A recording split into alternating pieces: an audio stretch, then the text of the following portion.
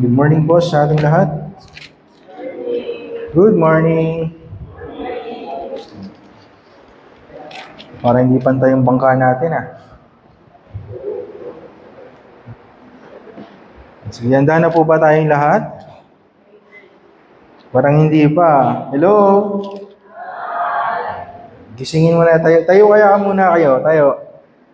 Yan, tayo muna kayo. Yan. So yung iba, pwede kayong mag-move forward. Yan. Para at least ay hindi lumubog yung ating bangka. Para yung mga late natin, dyan po sila uupo sa likod.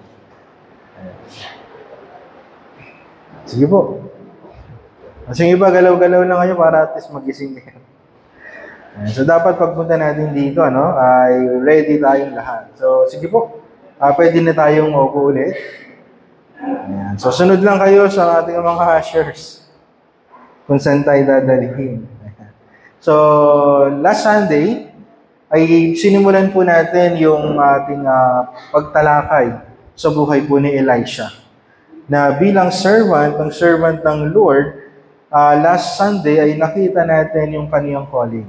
Ngayon po ay dumako naman po tayo dito sa testings. So from His calling, dadako po tayo dito sa testing. Sapagkat, yes, natunghayan po natin kung paano po siyang tinawag ng Diyos at kung paano po ito ginawa ni Elijah. At nakita natin din ito last Sunday, yung patungkol sa kaniyang calling. Kaya parang lang ito, part 2. Dahil ito ay patungkol sa testing kay Elisha, patungkol sa kanyang pagiging propeta. Now let us open our Bible sa 2 Kings chapter 2, verse 1 to 6. Dito tayo magpo-focus. Actually, mahaba dapat ito, pero 1 to 6 na lang. 1 to 6. 2 Kings chapter 2, verse 1 to 6. Please open your Bible. At sundan niyo lamang po ako sa pagbasa ng inyong mga mata. Baka kasi iba-iba po yung translation natin. Sa akin po ay English. Okay po? 2 Kings chapter 2, verse 1 to 6. Now, when the Lord was about to take Elijah up to heaven by a whirlwind, Elijah and Elisha were on their way from Gilgal. And Elijah said to Elisha, "Please stay here, for the Lord has sent me as far as Bethel." But Elisha said, "As the Lord lives, and as you yourself live, I will not leave you." So they went down to Bethel. And the sons of the prophets who were in Bethel came out to Elisha and said to him, "Do you know that today the Lord will take away your master from over you?" And he said, "Yes, I know it. Keep quiet."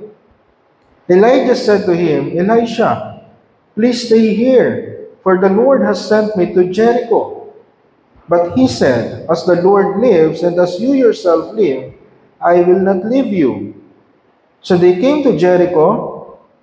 The sons of the prophets who were at Jericho drew near to Elisha and said to him, "Do you know that today the Lord will take away your master from over you?"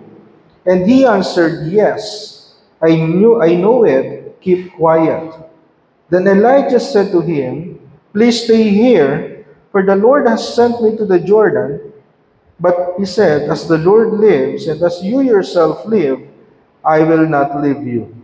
So the two of them went on. Tayo po ay manalangin. Purihin ka, Ama, sa pagbasa ng iyong salita at sa kalayaan na meron kami to worship you and study your word. At dalangin po namin, O Diyos, sa aming pag-aaral ay patuloy na buksan ang aming puso at isipan, bigyan kami ng mas malawak na pangunawa at tanggapin ang iyong salita sa umagang ito. Sa pamagitan ng buhay ni Elisha, O Diyos, kami ay patuloy mong pagpalain na kami po ay mag-grow sa aming pong spiritual life bilang mga Kristiyano. Purihin ka, ito po aming dalangin sa pangalan ni Jesus. Amen. Okay. So kung meron kayong mga bookmark or anything, pwede nyo stick dyan sa 2 Kings chapter 2, verse 1 to 6. And kung titignan po natin, last time sa ating pong pag-aaral, nakita po natin kung papaanong iniwan ni Elisha yung lahat sa kanya pong pagsunod kay Elijah. Bilang tugon, doon po sa calling ng Diyos sa kanya na maging propeta, napapalit mismo kay Elijah. Tama?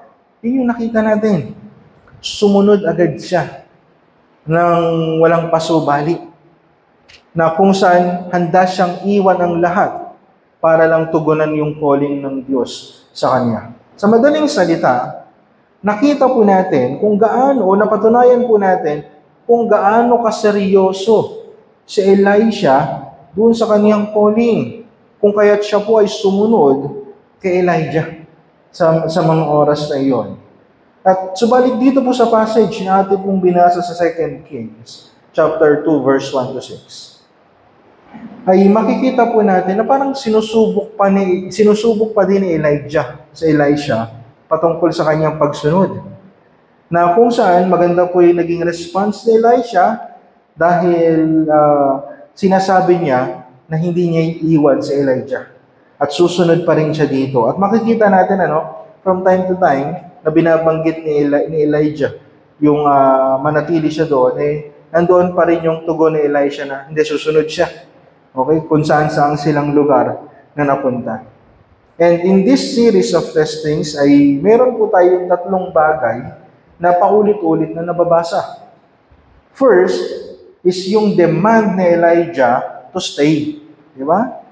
Doon sila sa Gilgal, sabi ni Elijah, stay.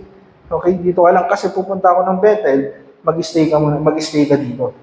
At paulit-ulit yun, nagpunta sila sa Bethel, ang sabi niya, stay ka dito, punta sila sa Jericho, stay ka dito. So paulit-ulit natin nakikita yung demand ni Elijah kay Elisha to stay. Pangalawang bagay na ating makikita dyan is yung determination ni Elisha to follow. Na kahit sabihin man ni Elijah na mag-stay ka dito, ang sagot pa rin ni Elisha sa kanya, as long as the Lord lives, as long as you live, I will not leave you. At sabay silang pumupunta doon sa lugar kung saan man sila dinadala ng Diyos. And last is yung kung papansinin ninyo yung mga lugar na kanilang pinuntahan, Gilgal, Bethel, Jericho, and Jordan, lahat po yan ay lugar na merong significance. So yung significance ng bawat location ay may papahayag din po natin. Pero sa umaga po ito, ay magfo-focus lang po tayo doon sa first and second point na makikita natin, yung demand ni Elijah to stay and yung determination ni Elisha to follow, sapagkat doon po natin makikita yung pagsubok kay Elisha. Ayan. So, makikita pa natin, nung una pa lang naman, parang may pagsubok na. Doon pa lang sa iniwan niya yung kanyang pamilya, iniwan niya yung kanyang pag-aararo para lang sumunod. Nandun na yung may testing na, Pero dito, sobrang obvious yung testing ni Elijah kay Elisha. Kaya stick nyo lang yung mga bookmark dyan po sa 2 Kings chapter 2, verse 1 to 6. At titignan po natin yung outline nito. No, makikita natin po, isang part na makikita po natin dyan is yung awareness nila about doon sa departure na Elijah. So, awareness of Elijah's departure. Pwede nyo ilagay yan as point number 1 ninyo. Awareness of Elijah's departure. Bakit? Kasi ito po yung context. Masabi sa verse 1, now when the Lord was about to take Elijah up to heaven by a whirlwind. So, ibig sabihin, handa na pong kunin, maliwanag po sa ating talata, na kukunin na ng Panginoon si Elijah in an unusual way, sa pamamagitan daw ng whirlwind, ipo-ipo, na ito pong si Elijah will be taken up to heaven sa pamamagitan ng whirlwind na yun. At yun po ay nakadetalye dito po sa konteksto ng talata na ating pinag-aaralan. The Lord was about to take Elijah to heaven by a whirlwind.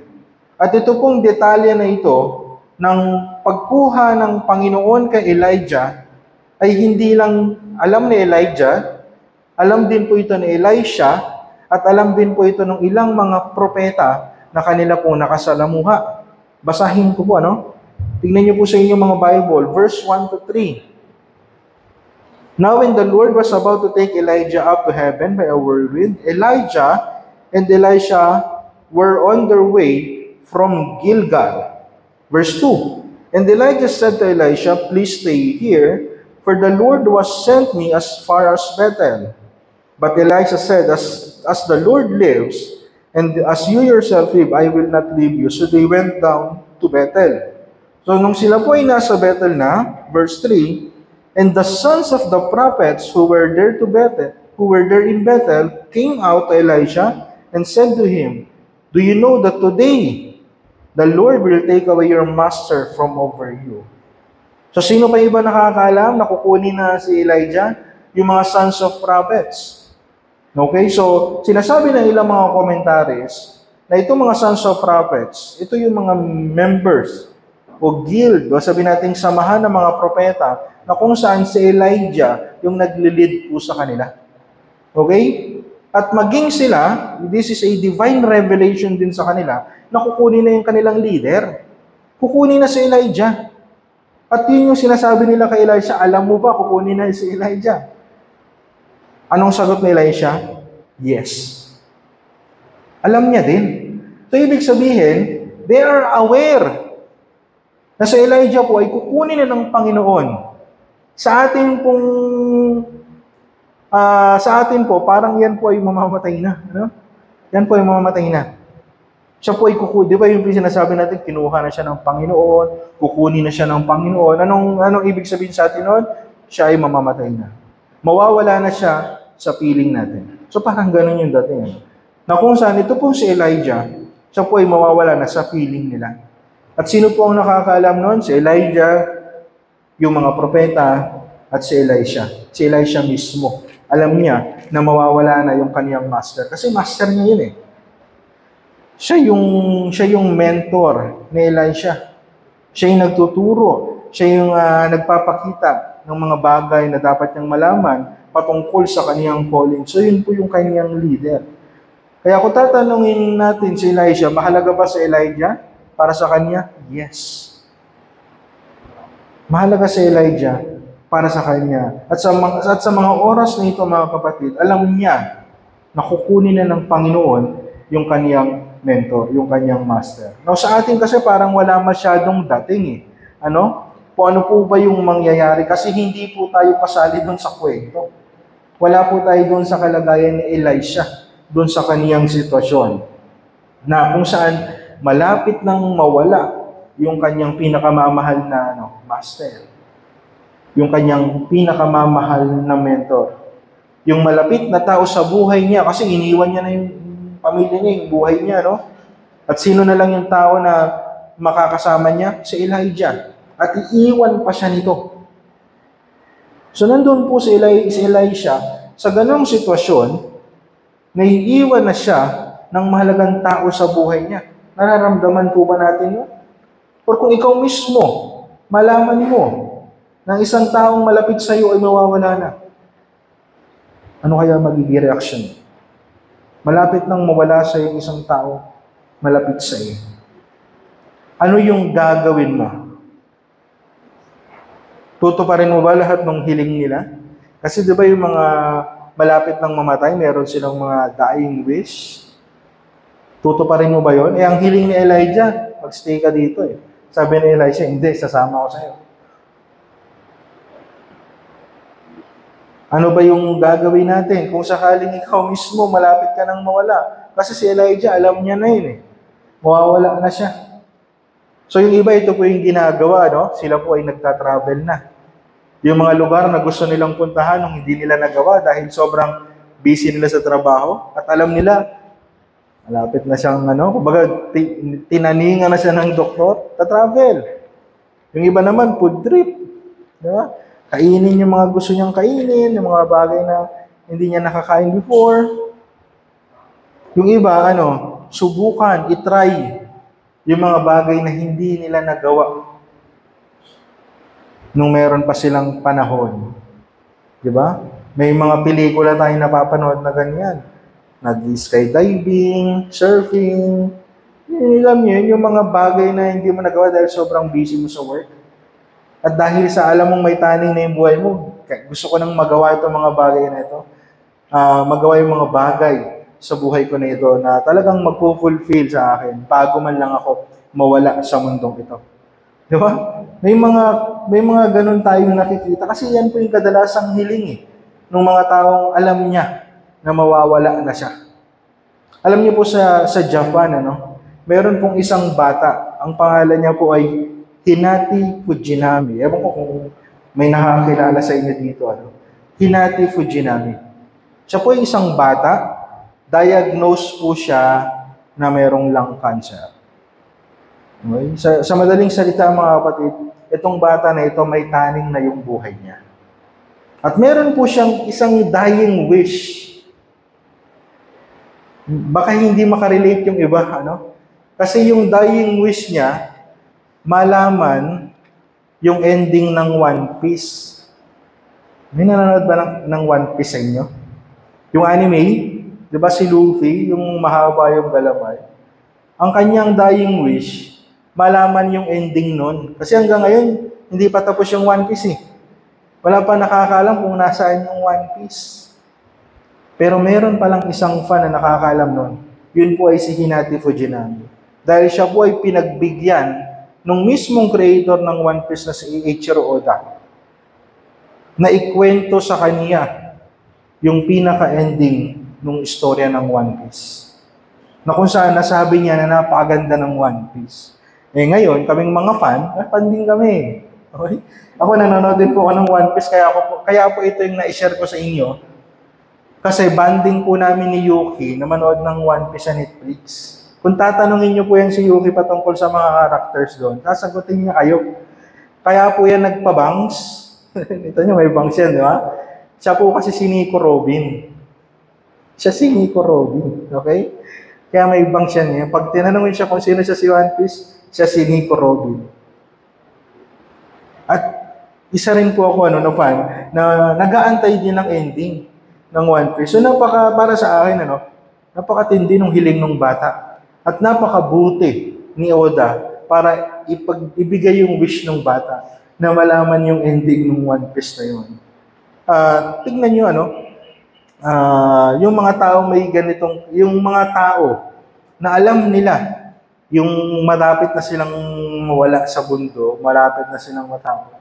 Meron na yan silang mga hiling sa buhay. At ito nga po yung hiling ng batang ito. At napakaganda ng istorya kasi napagbigyan siya. Okay? Now, going back to dun sa scripture, nung si Elijah, nung malaman niya po na kukunin na siya ng Panginoon, ano po yung kanyang ginawa? Nag-travel din ba siya? Nakita natin sa story, parang nag-travel siya, Kasi may journey siya sa Gilgal, sa Bethel, sa Jericho, sa Jordan. Pero ano po yung kanyang pinakaginawa sa mga huling araw o oras ng kanyang buhay? Ang kanya pong ginawa ay minentoran niya si Elisha. Wala po siyang masasabi nating dying wish. Pero meron po siyang ginawa. Kahit alam niya na kukunin na siya ng Panginoon, dapat mag-relax ka na lang, pero hindi. He mentored Elisha.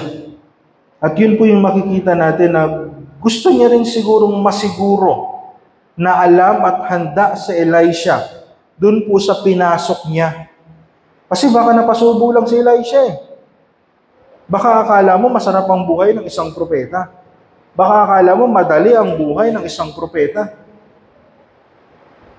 Na baka hindi mo alam na kung saan katawagin ng Panginoon, ay doon ka pupunta.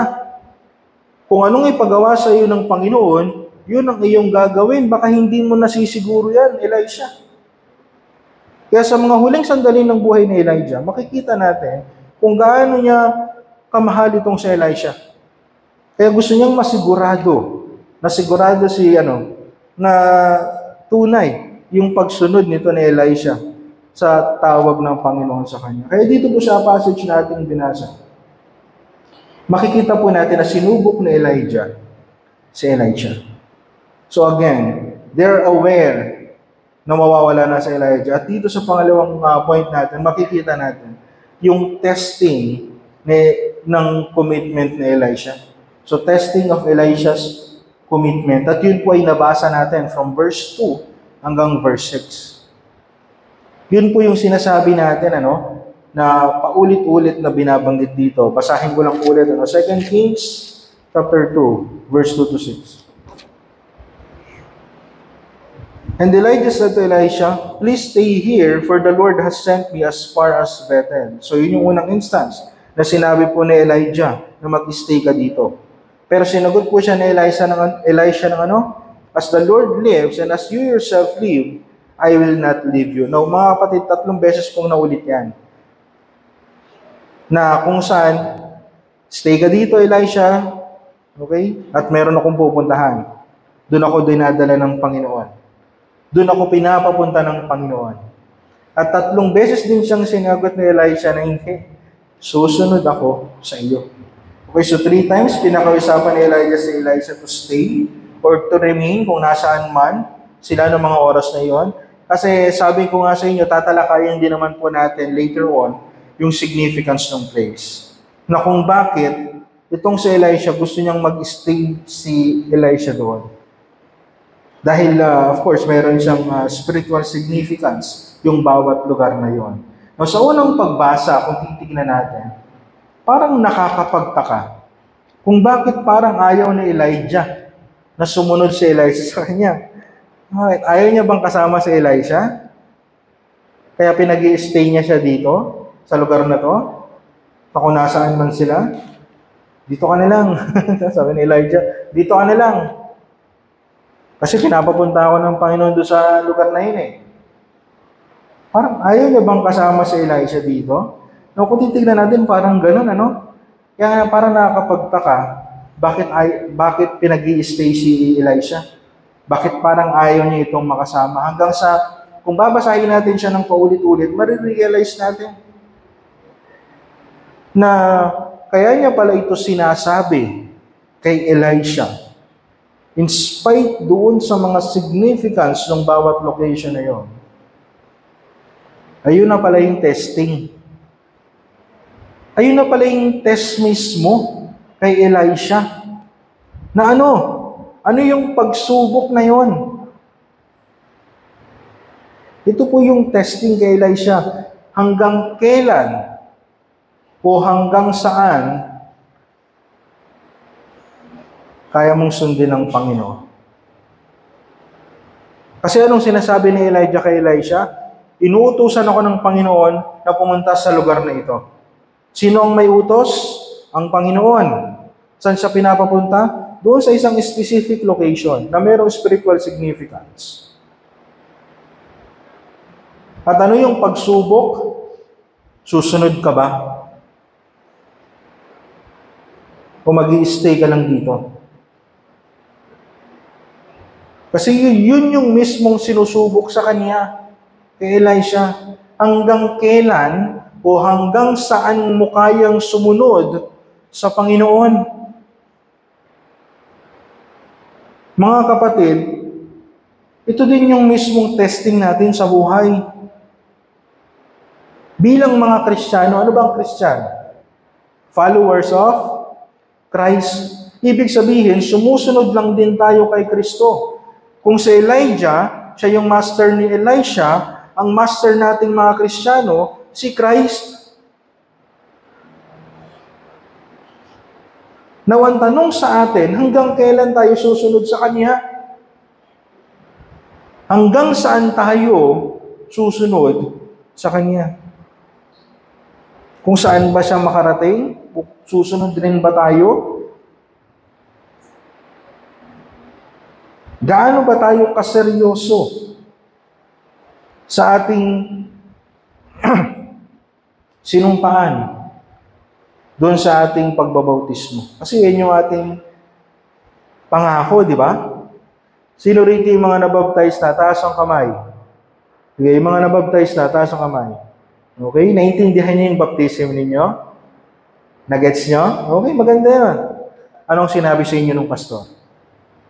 Ito ay personal decision mo. Na kung saan sinasabi mo publicly, I will follow Christ. I will follow Christ. No turning back pa yan. Kumakanta pa yan, no turning back. No turning back. Kinakanta mo pa yan, di ba? I have decided to follow Christ. No turning back.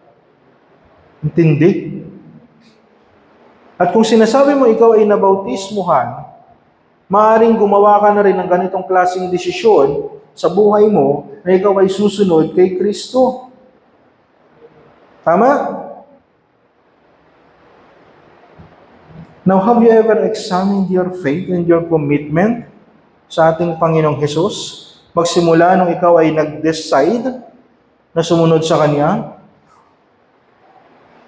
How is your commitment? Kasi ito yung sinusubok dito eh. This is a test sa commitment ni Elisha. Now, how about our commitment with the Lord? Our commitment in serving and following our Master, Jesus. Na-examine ba natin, mga kapatid? Gaano ka ka-committed sa iyong pagsunod kay Kristo?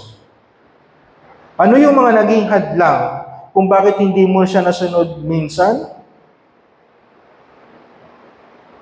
At ano yung mga hadlang na talagang binaliwala mo para lang masunod si Kristo? Kamusta ang iyong pananampalataya sa Kanya? Kamusta ang iyong pagsunod sa Kanya? Mga kapatid, dito lang naman tayo ikot.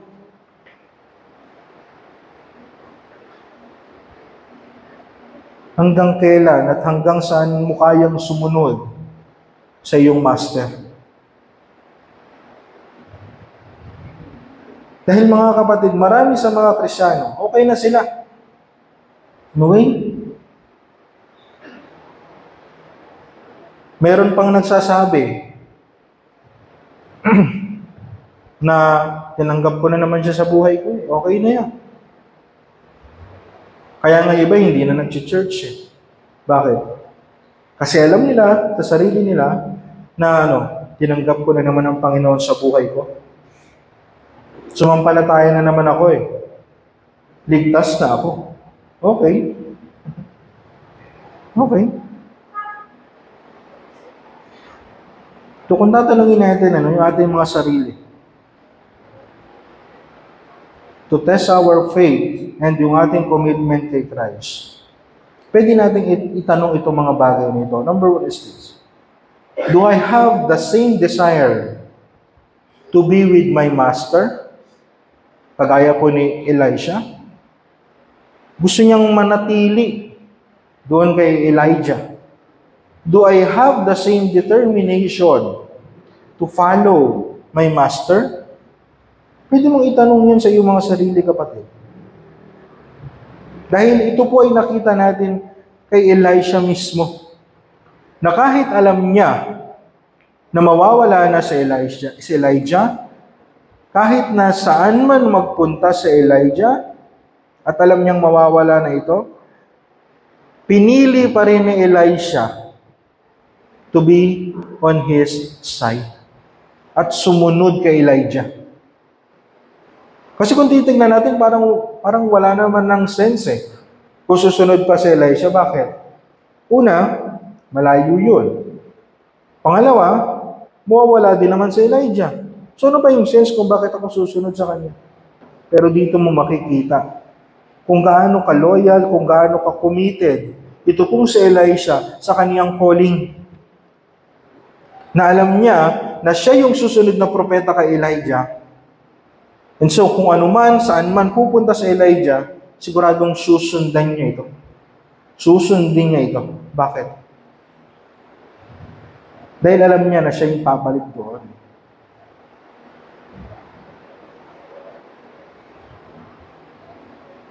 Kaya sa atin mga kapatid, meron tayong mga kilalang tao na nag-decide din sa kanilang ito decision to na Elisha, na sumunod. At tayo, meron din po tayong mga kilalang tao na nag-decide sa kanilang mga sarili na sumunod kay Kristo, maglingkod kay Kristo. Sabi ko nga kanina, no turning back pa. Okay? No turning back pala. Pero nasaan sila ngayon? Nasaan na yung mga taong nagpabautismo at nangako na maglilingkod kay Jesus for the rest of His life? Nasaan ang iba? Ano na ang ginagawa nila ngayon? Sino na kaya yung sinusunod nila ngayon? Nagsawa na ba sila na sumunod kay Kristo? Ayaw na ba nila? O merong mga balakid sa kanilang pagsunod kay Kristo? Ano kaya yung rason kung bakit hindi na natin sila nakikita? Meron pa kaya silang balak sumunod kay Kristo? O okay na sila doon sa mga nagawa na nila para kay Kristo? Kasi may mga taong gano'n, ano? Okay na ako, marami na ako nagawa kay Christ. Pwede ba yun? Pwede ba yun, mga kapatid? Okay na. Marami naman na ako nagawa para kay Christ, para sa church. Marami naman na ako naiambag. Kaya kung meron man kayong gagawin, kayo na lang, kaya nyo na yan. Okay na ako. So you stay. Okay? Sana pwede yun, ano? Na mayroong limitasyon yung ating paglilingkod kay Kristo. Na pwede mong limitahan sa sarili mo na okay, masyado nang madami nagawa ko para kay Christ, sapat na ito.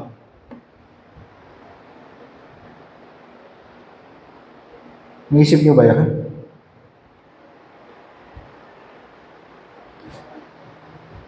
Mga kapatid, meron pong gustong gawin. Meron pong gustong gawin at marating si Christ sa church. Tapos ayaw niyong sumabay dahil sa anong rason? Marami ka nang nagawa. Gets yung point? Sa ministry, mga kapatid, hindi ito yung kagaya ng work natin sa labas, sa secular. Na pwede kang mag-resign, pwede kang mag-rest day, okay? Pwede kang mag-leave. Walang leave dito.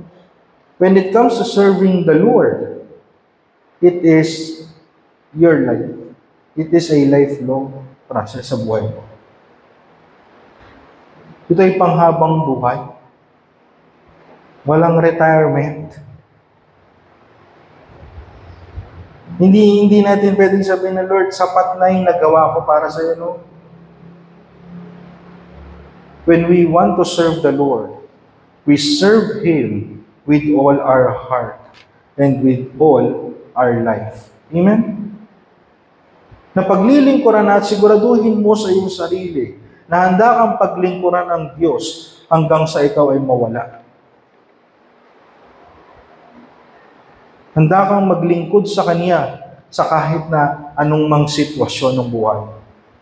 Hindi yung nagkaroon ka ng problema, damay yung ministry. Nailo ka muna sa ministry mo, hindi ka muna magsisimba kasi mayroon kang dinadamdam. Nagkaroon ka ng problema sa buhay mo, hindi ka na mag-church. Nagkaroon ka ng problema sa buhay mo, sa pamilya mo, sa career mo, sa love life mo. Ayaw mo na mag-ministry, sobrang cold mo na. Di ba parang nadadama yung paglilingkod mo sa Panginoon? Huwag ganon, kapatid. Dahil ito nga po yung ating matututunan dito sa passage na ating pong binasa. Na sa kabila ng lahat, si Elisha, he keeps going. He keeps on following. Na kahit anumang sitwasyon, ano pong sabi ni Elisha? As the Lord lives, and as you yourself live, I will not leave you. Sarap pakinggan, ano? Kung ikaw yung master ni Elisha at maririnig mo yun sa iyong minimentoran, nakakataba ng puso yun. Hindi kita iiwan. Sasama ako sa iyo, susunod ako sa iyo. Magkasama tayong maglilingkod sa Panginoon. Amen.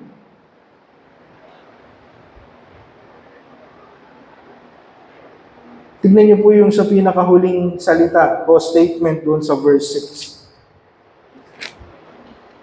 After sabihin ni Elisha, na as the Lord lives and as you yourself live, I will not leave you. Ang sabi sa pinakadulo ng verse 6, so the two of them went on. Sila po ay nagpatuloy doon sa kanilang pupuntahan kung saan sila tinuro ng Panginoon. Na makikita natin walang makakapigil kay Elisha na sumunod kay Elijah saan man sila makarating. Ano man yung kanilang pagdaanan, susunod at susunod itong si Elisha kay Elijah.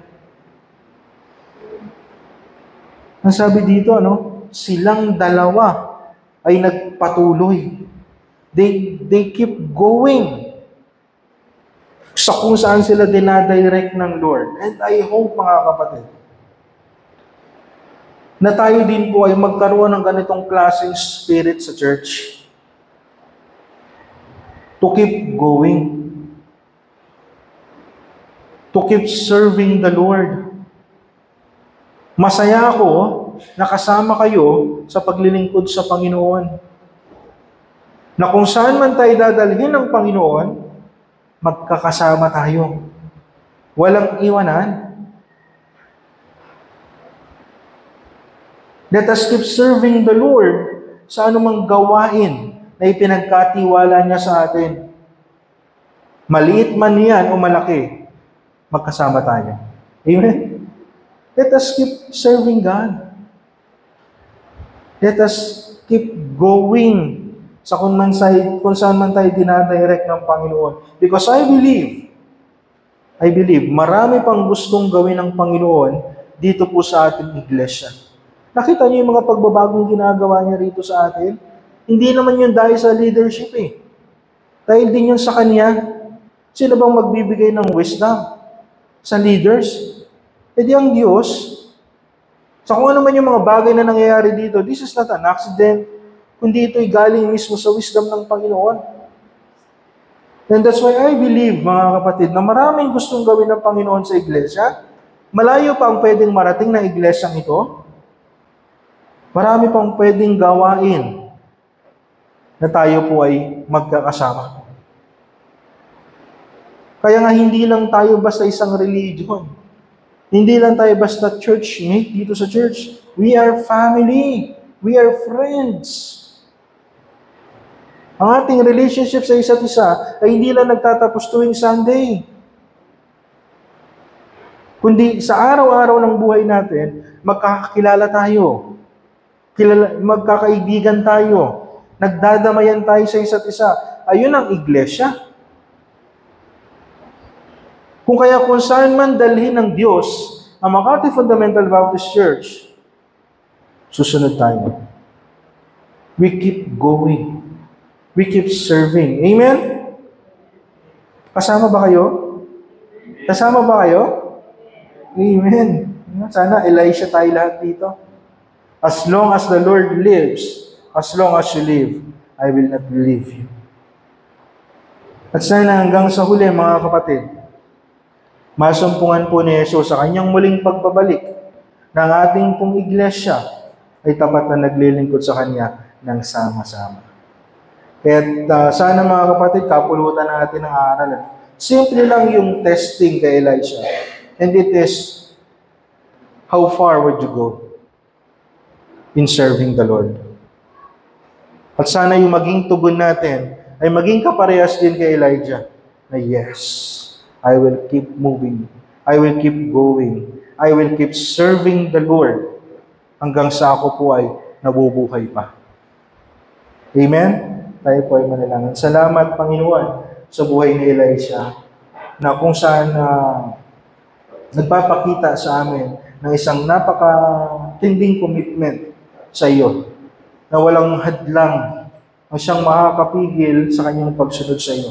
Nawa ganun din po ang bawat isa dito po sa iglesia. Mag-build yung aming attitude, yung aming character, na kung saan magkaroon kami ng commitment sa mga gawain na ipinagkatiwala po sa amin. Mapagtulungan at mapagsamahan po namin ng maayos ang bawat ministry na yung pong ipinagkatiwala. And we pray and we hope na darating kayo ng Makati Fundamental Baptist Church ay nagpapatuloy at sumusunod sa inyo ng tapat. Purihin ka, Ama. Ito pong aming dalangin sa pangalan ni Jesus. Amen. Maraming salamat po. At dahil